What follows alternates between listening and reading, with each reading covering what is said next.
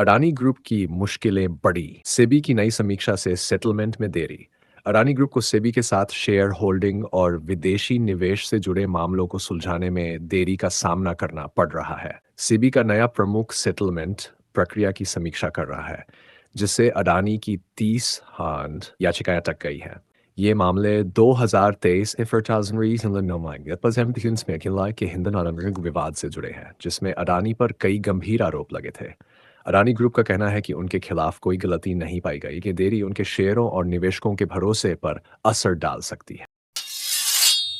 पाकिस्तान की शेयर बाजार में कोहराम, भारत की चेतावनी बनी वजह। पाकिस्तान स्टॉक एक्सचेंज में भारी गिरावट देखने को मिली है।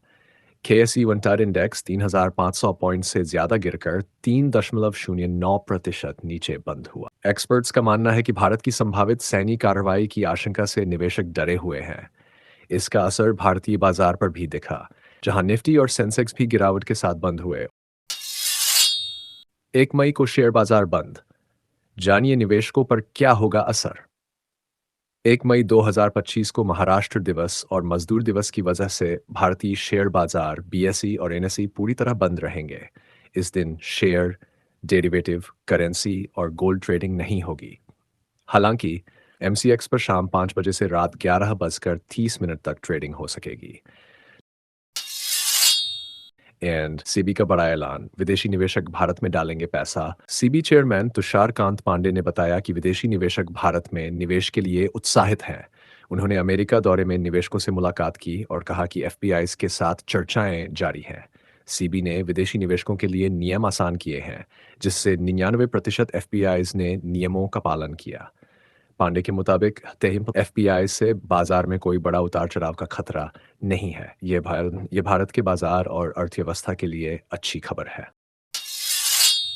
डाबर का टक्ट प्रोसेस्ड जूस दावा गलत। FSSAI ने हाईकोर्ट में खोली पोल।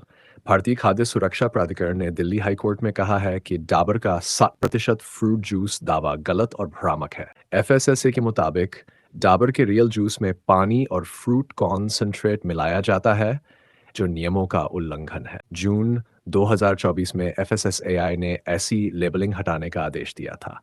डाबर ने इसे गलत बताते हुए कोर्ट में याचिका दायर की है। अगली सुनवाई 7 जुलाई को होगी।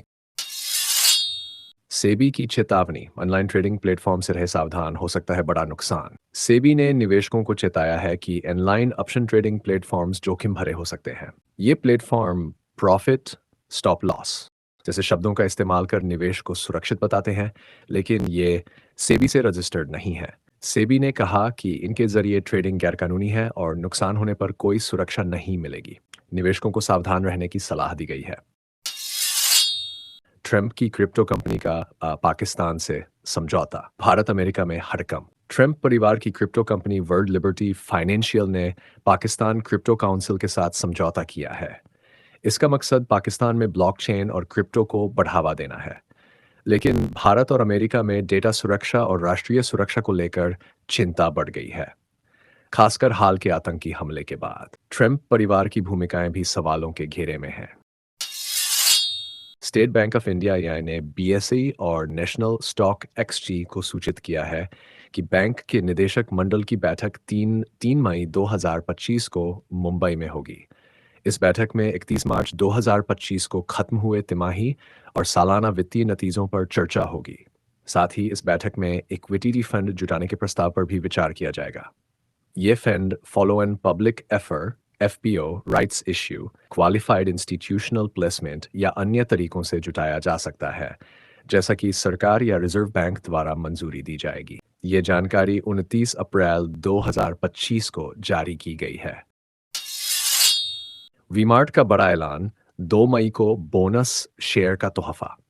वीमार्ट लिमिटेड ने घोषणा की है कि 2 मई 2025 को होने वाली बोर्ड मीटिंग में कंपनी बोनस शेयर जारी करने पर विचार करेगी। यह फैसला भारतीय कंपनी कानून और SEBI के नियमों के तहत लिया जाएगा।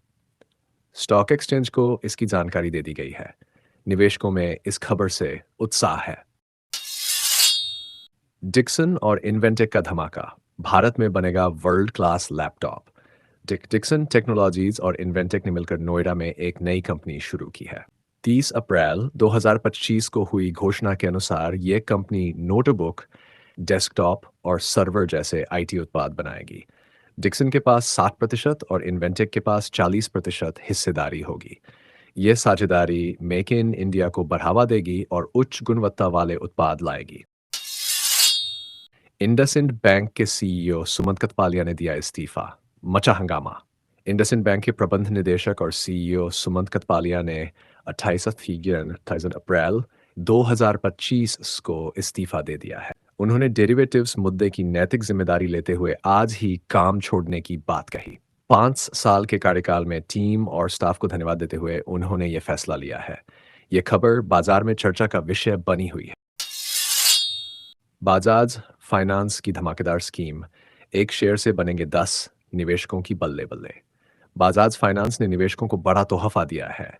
कंपनी ने स्टॉक स्प्लिट और बोनस शेयर की घोषणा की है, जिससे एक शेयर 10 शेयर बन सकता है। एक शेयर 10 शेयर बनने की संभावना है। इसका मतलब है कि हर 2 रुपये के शेयर को 2 1 रुपये के शेयरों में बांटा जाएगा। साथ ही हर शेयर पर 4 बोनस शेयर मुफ्त मिलेंगे। यानी अगर आपके पास 1 शेयर है तो आपके पास 10 शेयर हो जाएंगे। यह फैसला 29 अप्रैल 2025 को लिया गया। रिकॉर्ड डेट जल्द घोषित होगी।